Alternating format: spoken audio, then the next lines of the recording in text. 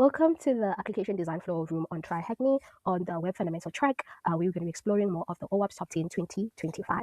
And before we start anything, we're told to set up our environment. I'm using the environment that TryHackMe gives us. While it's loading, let's just start with the introduction. Please do remember to read everything on your own. I'm just going to give a walkthrough. In this room, we're exploring 4 OWASP top 10 2025 category that focus on how applications are designed and set up rather than how code is written. This flow often exists before an application ever goes live. And once they are built in, they can be difficult to fix. These are the categories we'll be covering: the security misconfiguration, software supply chain failures, cryptographic failures, and insecure design. So let's start with what is security misconfiguration. Security misconfiguration happen when systems are deployed in unsafe state. This might mean default password were never changed, services were left exposed, permission were too broad, or error messages revealed too much information. And nothing is technically broken. The system is simply configured poorly. And attacker actively scan for those mistakes because they are easy to exploit and often overlooked. Even a small misconfiguration can give them a starting point, and we do not want to do that. So let's start with the challenges. The challenge says navigate to this IP address with port, and it says it appears that the developer left too many traces in their user management API. So let's just open our system in a full screen, and while it's loading, let's just copy that. Okay, the first challenge, we're going to be navigating to the IP and the port address. It says it appears that the developer left too many traces in their user management API. And what is the flag? When we enter our IP address and port, we get to this part where it says user management IP, and then it says we should perform a GET request, and then we just need to be changing the ID, the user ID. Okay, so let's just copy what is given first initially, and let's exploit that. This feels like when you're starting off, this feels like you're performing an idle attack, but it is not idle attack. This is security misconfiguration, and you see this is the output that they give us. So let's try another one to see. This was an example, so let's see if we just say 1. Okay, we see a pattern. The ID is the only thing that changes, but the email address and the name remains the same. Let's try 2. Okay, as you can see, let's just try 3 again to just see. We are seeing a repetitive output. So let's try any name. B. So if you try any name, you then see here's the flag, and then you see that it does output information. This, like as we learned, it says this might mean default passwords were never changed, services were left exposed, and we learned that permission were too broad, or error messages revealing. Here's an error messages revealing too much information. Nothing is technically broken. The system is just simply poorly configured, and we read it. So let's copy and enter. That was correct.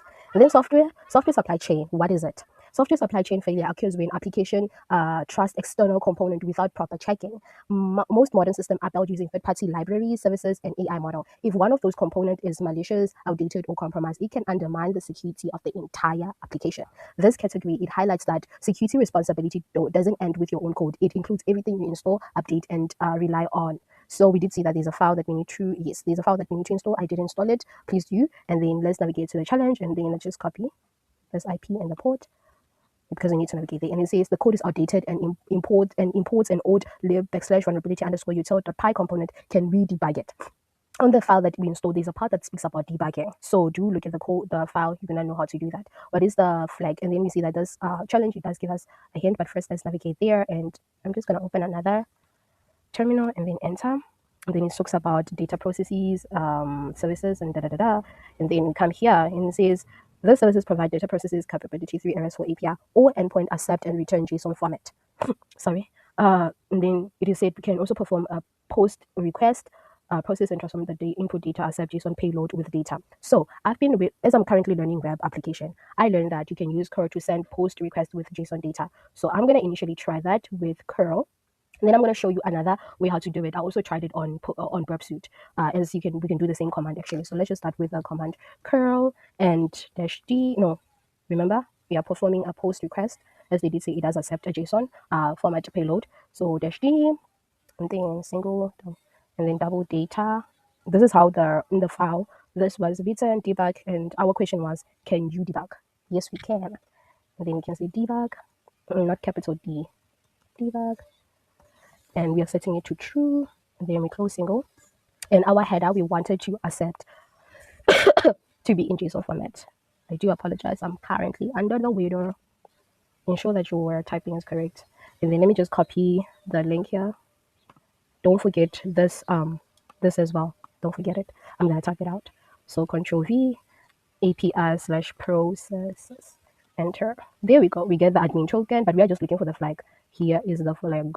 As you can see, here's the flag. We can copy and we can paste it. Voila. And you can even use the checker here. It'll give you that. I did say I'm going to show you how to do that also using burp suite community. So let me do that. The burp suite, we're going to perform the same thing. We're going to perform the same request, but using post. I didn't. Okay, we can just close this and then come to proxy.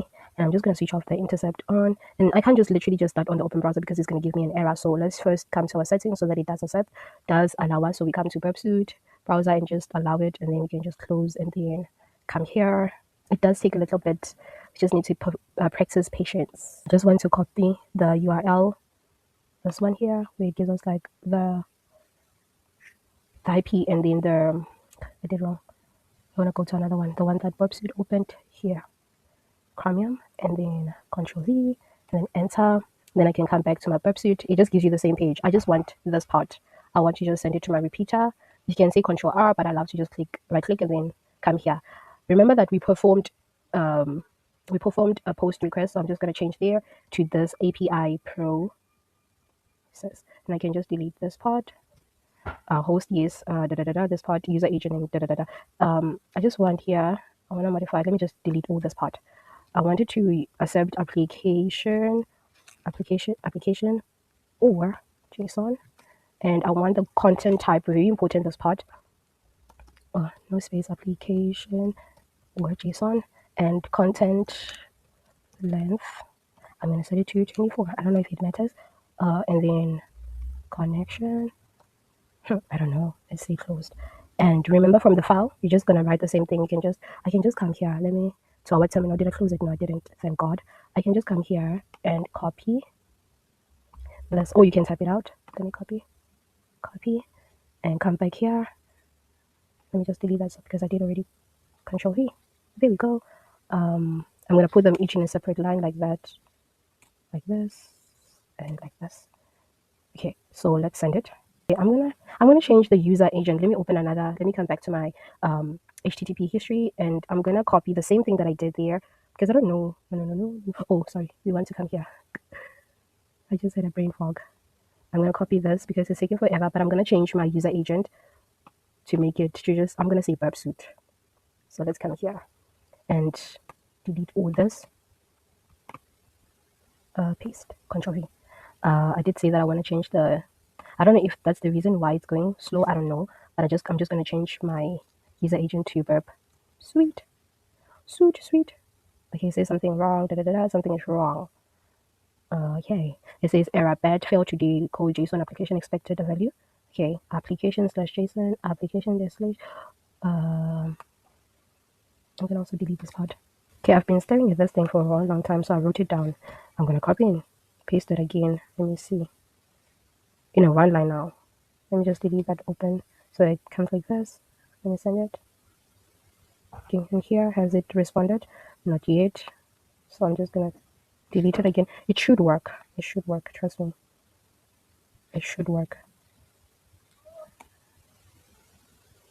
It should work. And it shall work. Send it. Why is website taking forever?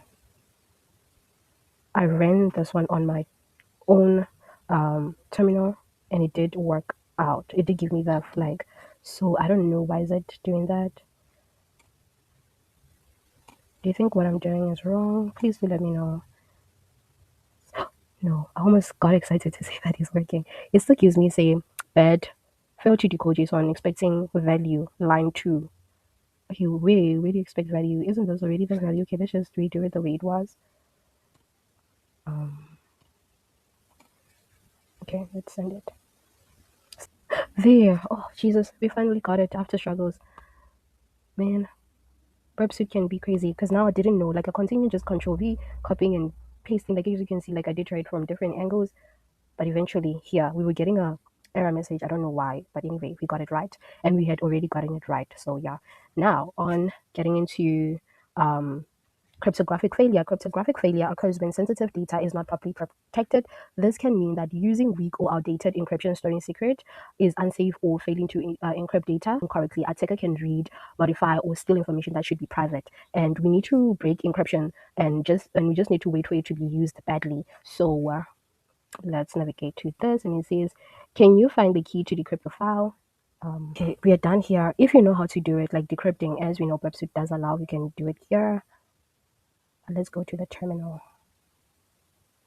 We can close this as we are done. And Control V, enter.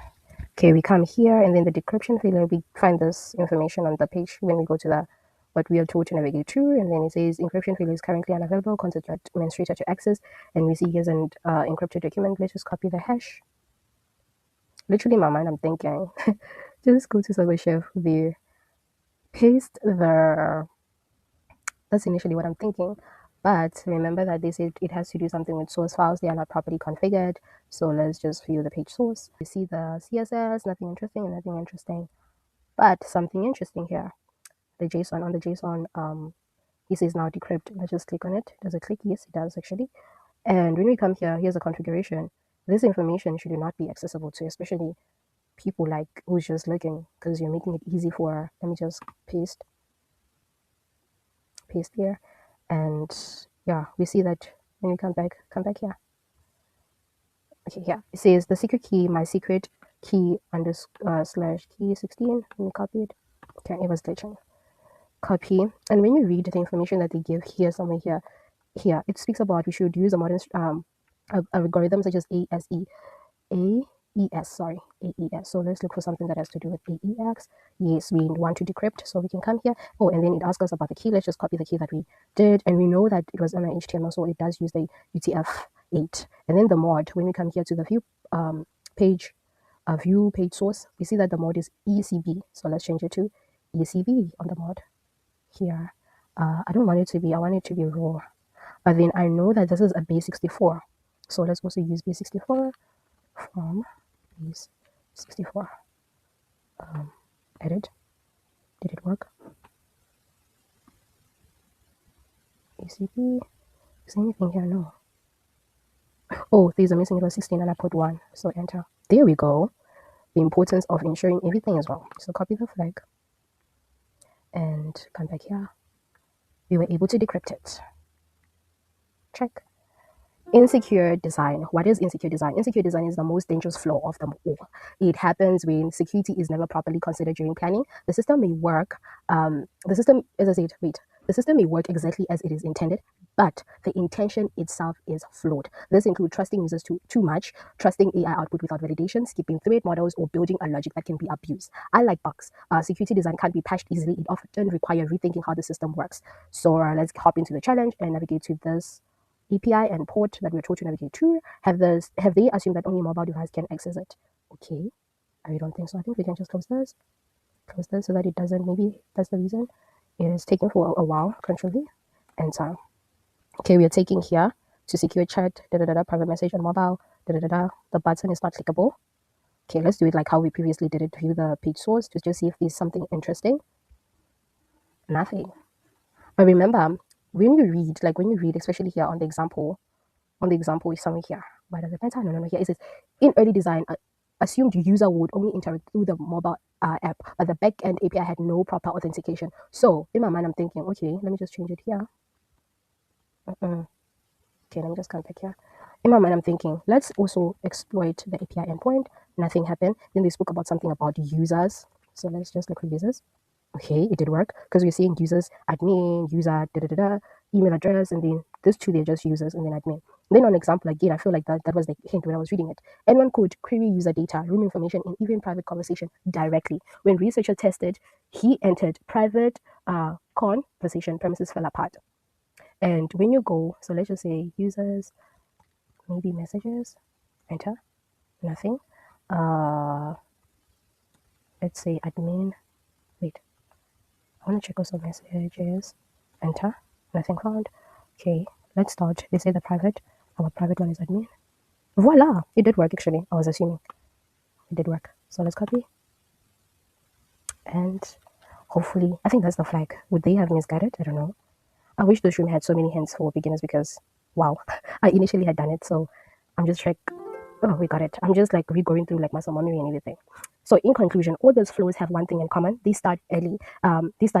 Strong security comes from good design, careful configuration, trust and dependency, and correct use of cryptography. Not from fixing problem after deployment, because it will not make sense. As we move through the labs, we focus on why the flow exists, not just how to exploit them, right? See you in the next room. I hope that you're going to join me in room 3. Anyway, bye.